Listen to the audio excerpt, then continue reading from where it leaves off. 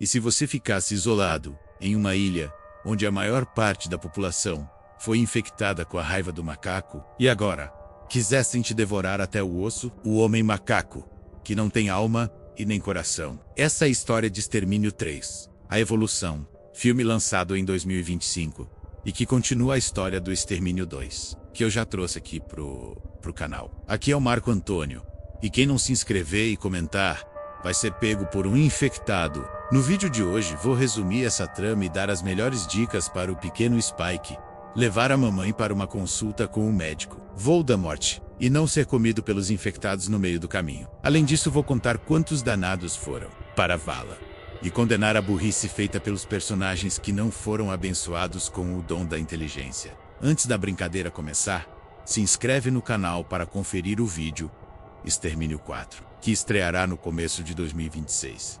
E o mais importante, esfrega uma banana nesse like. O filme começa algum tempo depois, que o Reino Unido foi tomado pela raiva do macaco, que infelizmente contaminou a maior parte da população. Alguns humanos conseguiram escapar das grandes cidades e se isolaram no interior da Escócia. Dentre eles, conhecemos Jimmy. E preste atenção no nome dele, porque esse carinha vai ser bem importante no quarto filme da franquia. Numa certa manhã, Jim é convidado para participar do chá de bonecas de suas primas, o que também inclui a tarefa pesada de assistir Teletubbies. Eu não sei vocês, mas eu com certeza iria preferir ser mordido pelos infectados do que ver esse desenho. Isso sim é doloroso. É então que a sessão é interrompida por um ataque de pânico dos adultos. À medida que fica claro que uma horda de infectados conseguiu invadir o perímetro, a mãe de Jimmy fala para ele ficar quieto e não sair daquele quarto. O que deve ser o pior conselho que alguém poderia dar. Nesse caso, o povoado deveria ter elaborado um plano de fuga, caso os infectados aparecessem. Eles poderiam ter construído um túnel por debaixo da casa, ou até mesmo um porão, que poderia ser acessado por um alçapão. Dessa forma, os juvenis conseguiriam sobreviver e contribuir para a continuidade da espécie. Outra coisa, olha só para essa porcaria de vila. Cadê os muros, as cercas, as trincheiras ou qualquer outra coisa que proteja o perímetro? Esse tanto de mato em volta da região é uma desvantagem para os humanos, pois impede que eles vejam os infectados se aproximando. Como só tem gente burra por aqui, Jim acha que é uma boa ideia chegar perto da porta e chamar o papai. Eu não sei, mas acho que não é ele. 3 infectados então destroem a porta e se banqueteiam com as 7 primas de Jimmy, abrindo a nossa contagem de presuntos com o público juvenil. Como Jimmy está atrás da porta, ele não é visto e aproveita para sair da casa. Mas não sem antes ver a mamãe ser mordida e infectada. Só um adendo, a nossa contagem só vai incluir pessoas finalizadas e infectados abatidos. Pessoas que se transformaram e não morrem, não vão fazer parte da brincadeira. Beleza, é um acordo muito bom. Enfim, Jimmy corre até a igreja da vila e pede ajuda para o padre, que não deve estar muito preocupado com a invasão. À medida que ele reza com a maior tranquilidade do mundo, Jimmy o chama de pai, o que indica que o homem não foi padre a vida toda. Ou talvez tenha sido, eu não sei, as coisas estão meio confusas por aqui. O pai de Jimmy fala para o garoto relaxar, já que hoje é o dia do arrebatamento. O padre então entrega um crucifixo para o garoto e o manda se esconder debaixo da igreja. Não demora para os infectados entrarem lá e transformarem o pai de Jimmy, que aparentemente está gostando bastante de ser mordido por estranhos. Ai, que delícia! O padre e o resto dos raivosos saem do prédio e Jimmy aproveita para fugir. Pai La Floresta, 28 anos depois. O filme então pula 28 anos para o futuro. Uma mensagem na tela nos diz que a infecção foi controlada no continente europeu, mas o Reino Unido foi isolado do resto do mundo. Os poucos sobreviventes que restaram vão precisar se virar sozinhos contra os infectados. A gente então conhece uma vila localizada numa pequena ilha, perto da Inglaterra, e uma das famílias que vive no local é a do pequeno Spike, um garoto de 12 anos, que em breve vai passar por um ritual para virar homem de verdade.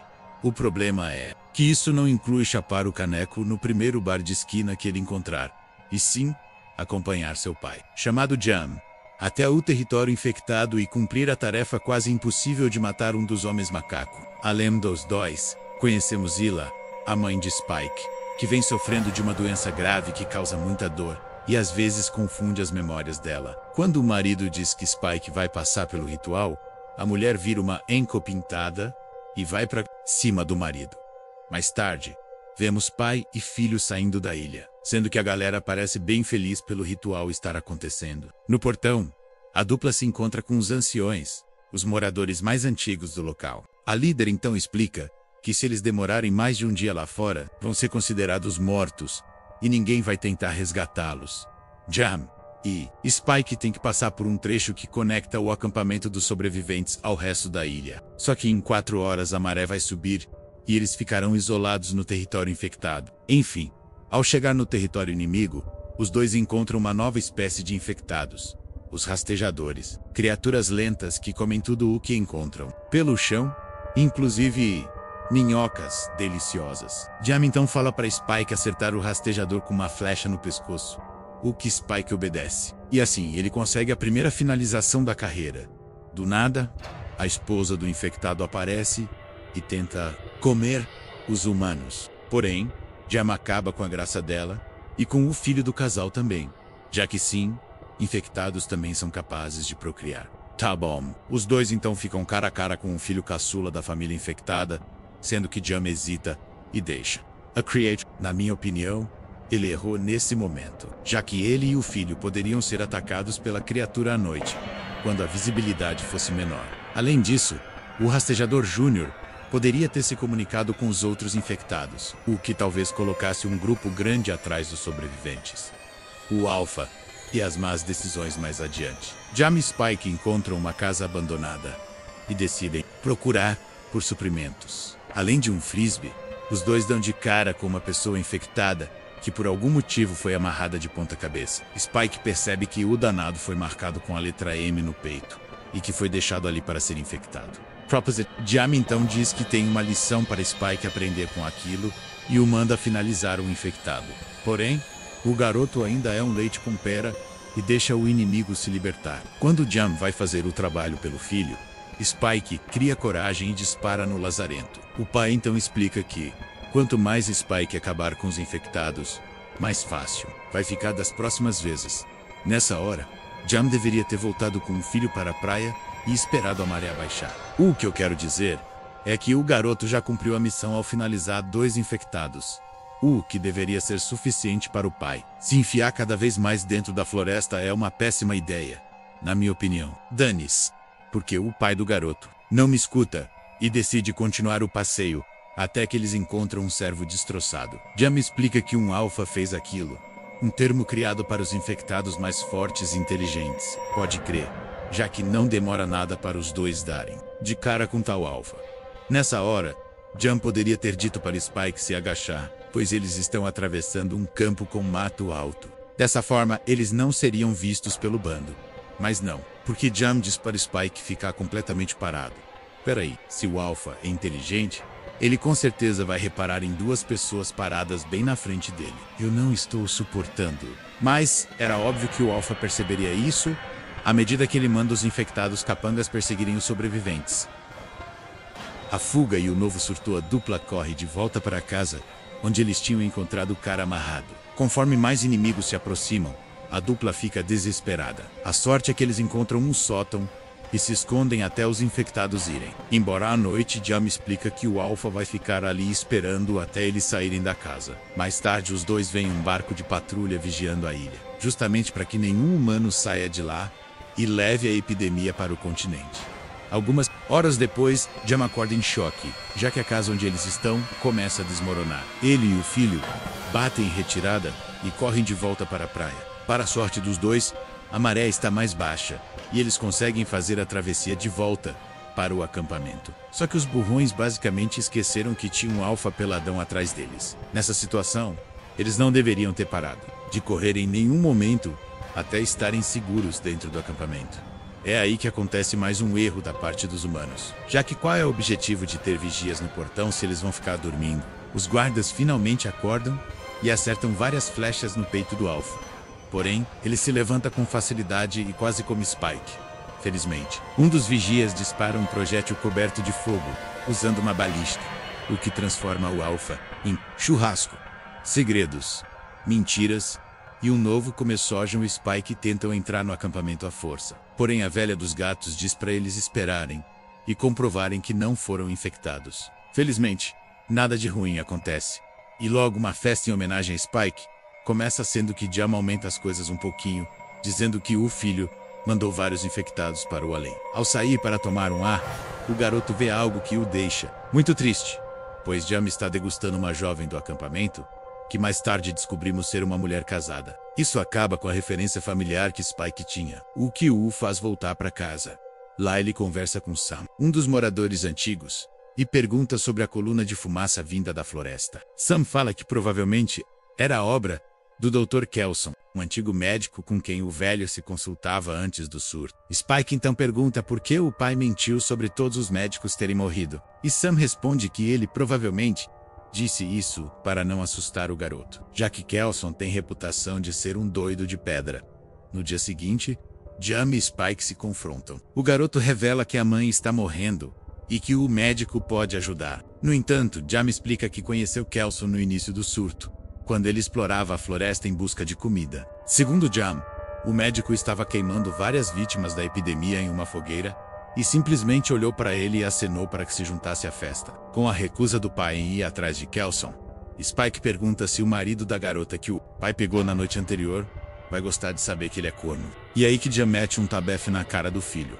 O plano de Spike e a chegada de Eric Spike aproveita a distração de todos. Agarra a mamãe e escapa com ela na direção do território infectado. Como a mente de Hila não está muito bem calibrada, ela não tem noção do que está fazendo. Spike explica que a mãe precisa ir à consulta, o que faz os dois caminharem pela floresta do mal. Eles acampam num pequeno castelo, mas Spike cai no sono durante a vigília e não vê uma das criaturas se aproximando. A sorte dele é que os rastejadores são cegos e o infectado confunde o cadastro do tênis dele com uma minhoca suculenta. No entanto, o rastejador passa para o prato principal e quando vai morder o garotinho, alguém chega por trás dele e o finaliza. Enquanto isso, alguns soldados da OTAN desembarcam na ilha. À medida que são perseguidos por uma horda coordenada por outro alfa, eles obviamente correm mais devagar do que os infectados. Os soldados deveriam ter se virado para trás e disparado, mas não. Não demora muito para 5 soldados serem infectados, sendo que 2 deles ganham tiro de misericórdia. O último deles é inteligente e consegue sair do túnel. Nesse meio tempo, Spike e Hila atravessam um campo de flores quando a mulher tem mais um ataque alucinógeno. O Garretinho está virando profissional no disparo de flecha e acerta mais um infectado. Já se inscreveu no canal? Cadê o like? Ao entrar na lanchonete do posto, Hila e Spike começam a sufocar devido à presença de benzeno vaporizado no ar. Os infectados se juntam à festa, sendo que Spike finaliza um deles com o extintor. A sorte dos dois é que o soldado da OTAN, Eric, aparece e fala para eles se abaixarem. Ele dispara nos infectados. Porém, a bala atinge a névoa de benzeno e praticamente os transforma em carne super bem passada. Jornada contínua. Eric pergunta o que vai acontecer depois do barulho. Spike diz que é possível que mais infectados sejam atraídos para o churrasco. Sabe o que eu acho sensacional? É que Eric poderia ter pegado os fuzis dos outros 7 soldados abatidos anteriormente. Mas não, ele simplesmente os deixou no chão. Hoje perdeu-se o pudor de ser burro. Spike então pede que Eric os acompanhe até o Dr. Kelson. Ele explica a condição médica da mãe e convida o soldado para morar com eles no acampamento depois da consulta. No caminho, Elstr informações sobre a vida. Eric então diz que o barco dele estava patrulhando a Escócia quando de repente bateram em algo e afundaram. Eles tiveram que pegar um bote, porém a correnteza os levou na direção da ilha. Do nada, eles ouvem o rugido ameaçador vindo de um trem desativado. E adivinha o que Hila faz? Ela vai na direção do barulho, mesmo sabendo se tratar de um infectado. Nesse momento, o grupo deveria ter contornado o perigo ao entrar no vagão. Eles veem uma infectada parindo, porém ela está com extrema dificuldade para fazer isso. Hila então acha que assistiu muito Grey's Anatomy antes do surto e segura as mãos da infectada, o que permite que ela tenha o bebê. Jamais faria isso, pois partículas como sangue, suor e saliva podem infectar a Hila, para surpresa de todos. Uma garotinha nasce sem infecção, o que indica que a placenta protegeu a criança durante a gestação. A tranquilidade logo vai para a casa do chapéu quando a mamãe infectada recobra a consciência e tenta devorar a Hila. O encontro com o Dr. Alpha do túnel reaparece e arranca a cabeça do soldado sueco. Hila e a garota recém-nascida fogem do trem enquanto Spike fica para trás para acertar o Capitão Salsicha com várias flechas. O Alpha alcança o garoto, porém não o come, porque o Dr. Kelson aparece e acerta um dardo com morfina no pescoço. Kelson parece se divertir muito com a situação e arranca o crânio de Eric das mãos do Alpha. Por algum motivo, o médico decidiu chamar o Alpha de Samson, o que pra mim não faz sentido nenhum, falando em viagem internacional.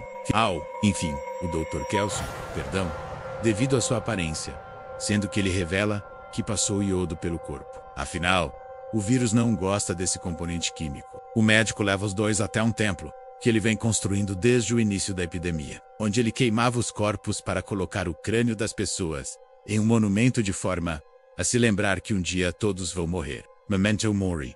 Kelson então pede que o garoto coloque o crânio de Eric em um lugar de sua escolha. O que ele faz? Mais tarde, o médico examina a Hila e infelizmente descobre que a mulher tem câncer cerebral. E o pior é que a doença se espalhou. Ele diz que Hila vai encontrar com Deus em breve e que não tem nada que Spike possa fazer. Hila revela que suspeitava que esse fosse o diagnóstico, porém ela nunca teve coragem de admitir. Não, a mulher esperava que os outros sobreviventes verbalizassem isso, porém ninguém falou nada. Peraí, se ela sabia? Mais tarde, o médico examina a Hila e, infelizmente, descobre que a mulher tem câncer cerebral. E o pior é que a doença se espalhou. Ele diz que Hila vai encontrar com Deus em breve e que não tem nada que Spike possa fazer. Hila revela que suspeitava que esse fosse o diagnóstico, porém ela nunca teve coragem de admitir. Na verdade, a mulher esperava que os outros sobreviventes verbalizassem isso, porém ninguém falou nada. Espera aí. Se ela sabia que tinha câncer terminal, não seria mais simples ela ter falado isso pro filho lá na ilha e poupado essa viagem infernal em que ele quase foi degustado 27 vezes? Não o retorno de Jin e a conexão Finalenf. Ela então pede para ser livrada de seu sofrimento e Kelson a finaliza com o dardo. Algumas horas depois, Kelson pede que o garoto escolha o melhor lugar para colocar o crânio da mamãe, sendo que Spike o põe no topo da pilha. Na manhã seguinte, vemos Kelson, a garotinha e Spike se escondendo do Alpha, sendo que o infectado não é burro e quase transforma o médico em almoço. Spike intervém e enfia um dardo no braço de Samson, o que o paralisa de novo. O médico diz que o garoto precisa voltar para casa. O que ele faz? Spike então deixa uma carta no portão do acampamento e fala para o pai cuidar da garotinha, a quem ele deu o nome da mãe. Jam tenta correr atrás do filho, porém Spike já se encontra. Lunge. Na verdade, o garoto quer aprender a se virar sozinho e pesca um peixe para o almoço. Infelizmente, ele nem tem tempo de se banquetear, porque mais um bando de infectados o persegue. Ele então dá uma de John Rambo e manda mais 2 lazarentos para o Alem. Contudo, se vê encurralado por uma parede de pedra. Ele poderia ter contornado a situação subindo a estrutura facilmente, mas não vai ser necessário, pois Jin aparece. Isso mesmo, o garotinho fã de Teletubbies lá do começo do filme. Ele decide ajudar Spike e manda sua gangue de Teletubbies do submundo dar uma surra nos infectados, colocando assim mais 9 almas no além. Jimmy se apresenta e fala que quer ser amigo de Spike. É aí que o garoto repara na cruz no peito do homem e vê que tem a mesma marca que foi deixada no infectado, que ele e o pai encontraram, amarrado no casebre abandonado. Galera, vou deixar o meu vídeo com a crítica completa do filme na tela daqui a 30 segundos. Nas bilheterias, o filme mandou bem, já que faturou mais de 150 milhões para um orçamento de 60 milhões de dólares. Como a sequência já foi gravada, Extermínio 4 chegará em janeiro de 2026. E se vocês quiserem que eu faça vídeo dele, também arrebenta o like e comenta a frase "Eu quero". Siga a gente nas redes sociais que estão aí na tela. E sem mais enrolação, bora para a contagem de presuntos. O total de corpitos foi de 251 presuntos e o troféu presunto de ouro vai para o soldado descabeçado pelo Alpha no túnel. Eu espero que vocês tenham gostado. E comentem o que vocês acharam. Deixem seus likes e até a próxima.